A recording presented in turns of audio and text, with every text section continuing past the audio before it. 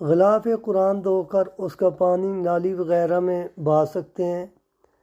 دیکھیں، شریعت نے جس بھی کام کے ادب کو واجب نہیں قرار دیا اس کے کرنے میں کوئی حرج نہیں ہے۔ مثلاً جو کپڑا قرآن پاک کے ساتھ لگتا ہے، کیا ہم اس کو دھو کر کے نالی میں اس کے پانی کو بہا سکتے ہیں یا نہیں؟ اگر اس کو نالی میں نہیں بہائیں گے تو ہم پھر پتہ نہیں کسی کے گھر میں کیاری ہے، گارڈن ہے یا نہیں ہے، اس کے لیے تکلیف ہوگی۔ لہذا ایسی کوئی بات بھی نہیں ہے، ہم اس کو نالی میں بہا سکتے ہیں۔ اگر احتراماً آپ کے پاس کوئی گارڈن ہے، کوئی کیاریاں ہیں، کوئی پودے لگے ہیں، وہاں پر اگر آپ پھینک دیتے ہیں، پانی بہا دیتے ہیں تو اچھی بات ہے۔